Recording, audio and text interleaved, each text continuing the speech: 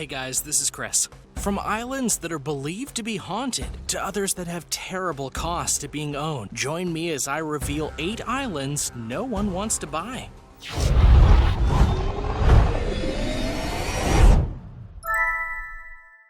Number 8. North Brother Island. There are many islands in the world that are deemed protected for one reason or another. In the case of North Brother Island, which is just off the coast of New York, it's now a bird sanctuary, meaning that no one is allowed to come there because of the wildlife. However, even if that were to change, which in this day and age is very possible, it would likely not be bought by anyone due to the long and tortured history of the island. First and foremost, the island didn't have any life on it in terms of humans until 1885. It was then that Riverside Hospital was moved there. The intention of the place was to house and treat smallpox victims in isolation so the disease couldn't spread, a very popular practice in the 1800s. Later on, the hospital became a more general service place, treating other diseases in patients, including the infamous Typhoid Mary. She remained at the hospital until she died in 1938. Eventually, the hospital closed in 1942, but the buildings were used as veteran housing and other activities, ones that resulted in the abuse and deaths of many, which is why the island is not likely to be bought, because many feel that North Brother Island is haunted by the spirits of people and patients who died there. Number 7. Boa Su Islands. The Boa Su Islands that are in South America are a set of 6 islands that are currently for sale and are likely to remain that way for some time. They're located on the San Francisco River in northeastern Brazil, and these islands are full of life in both floral and fauna senses. So all in all, these islands are what you'd expect to find while looking for a private island to own, and their prices are reasonable at just over $80,000 a piece. But that begs the question, why doesn't anyone want to buy these islands when they have such positive features? Well, it has to do with the nature of the deal that it takes to buy said islands. You see, when a person buys the rights to the island, they can use them to do what they want and sell it at their leisure should they so decide. But with the Boa Su Islands, Brazil isn't offering ownership of the island in full, but rather just the usage of it, meaning that you buy the rights to use the island for the next 99 years, which equates to a lifetime. You also have to pay a small tax to the country for using the island. As such, many people are turned off by the Boa Su Islands because they don't want to just use an island at the cost of $80,000, they want to own it. So until the deal changes, these islands are not likely to be bought.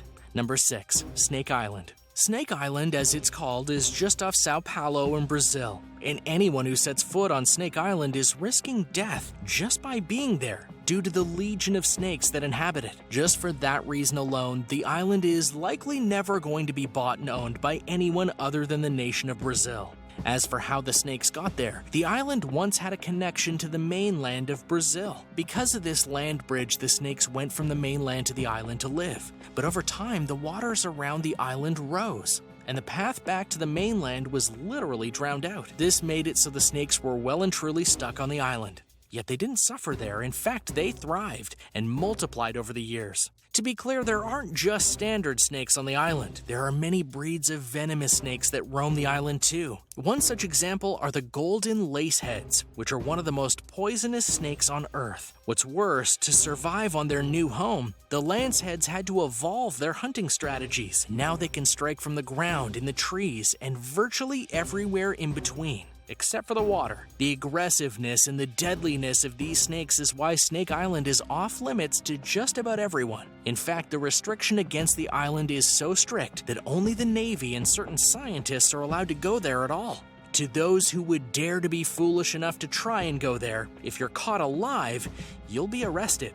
So given that the snakes are basically protected by Brazil, and to get to the island would mean inheriting them, no one is likely to buy this island.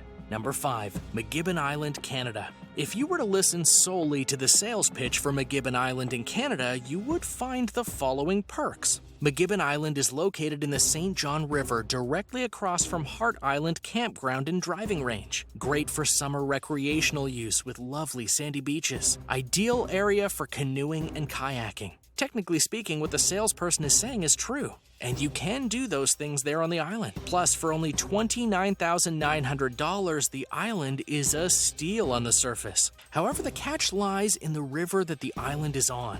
You see, the island floods in the spring, and not just in the way of it losing part of its land, but rather it gets completely covered by water, which means that anything you would try and build on the island would be flooded and damaged every spring, and thus would be rendered useless. While that may not be on the sales pitch, people do know about the island's problems, and so it remains unsold.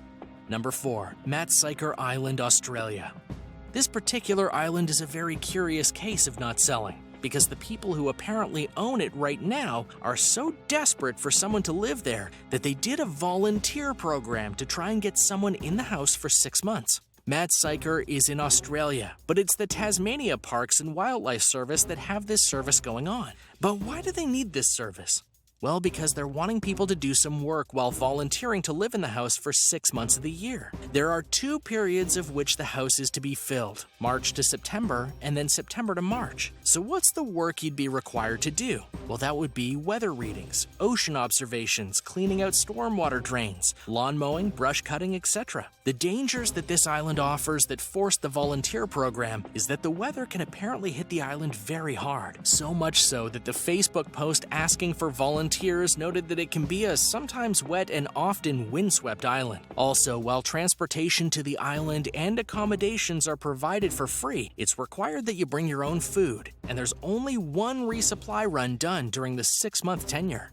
Number 3. Tree Island. Tree Island is a place that can be found in the South China Sea and is part of the Parcel Islands. The reason that no one will likely buy this island is very simple. There isn't a definitive owner to the island. By that, I'm referring to the fact that 3 different nations are claiming that they themselves own the island and thus are causing a dispute for the land rights.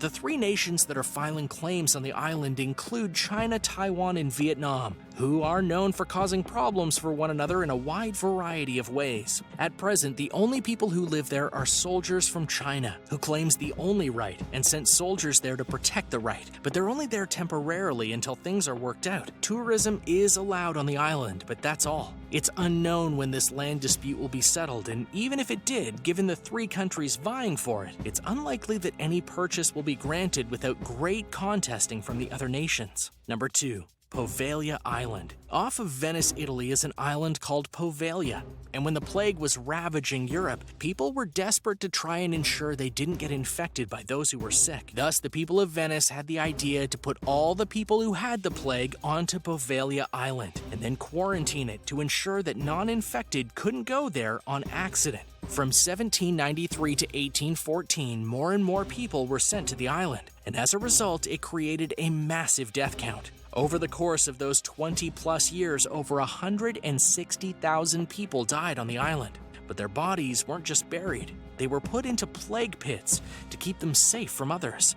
Eventually, the plague stopped, and in 1922, a mental hospital opened on the island, one that had a doctor that would do horrible things to his patients there. And though investigations were had, the place wasn't shut down until 1968. The island is believed to be haunted and cursed. However, in 2014, Italy decided to try and auction off the island, and a person did come forward to try and get it, but the sale was later annulled by the government. And while the island is technically still for sale, many who see the island as a key part of Italy's history are watching the island and trying to make sure it doesn't become something it's not supposed to be.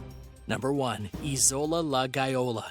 Just off the coast of Italy is a place called Isola la Gaiola, which is also known as Gaiola Island. At one time in the 1920s, the place was known for its owner, a Swiss man named Hans Braun. But then one day he died, and his body was found in a rug in the house. The next owner was German Otto Grunbach, and one night while staying in the villa on Gaiola Island, he had a heart attack and died. After him came Maurice Yves Sandoz, and while he didn't die within the villa or on the island itself, he did commit suicide after purchasing it. Subsequent owners met similar fates, or found themselves in ruin and despair after getting the island. One person in 2009 even died after getting the island just across from Gaiola. This series of events is known as the Gaiola malediction, and many believe that a person buying the island is asking for a death wish. Thanks for watching. What did you think of these islands and why no one will buy them? Can you believe some of the reasons behind the non-purchases? Do you know of any other islands that likely won't be bought? Let me know in the comments below. Be sure to subscribe to World List, and I'll see you next time.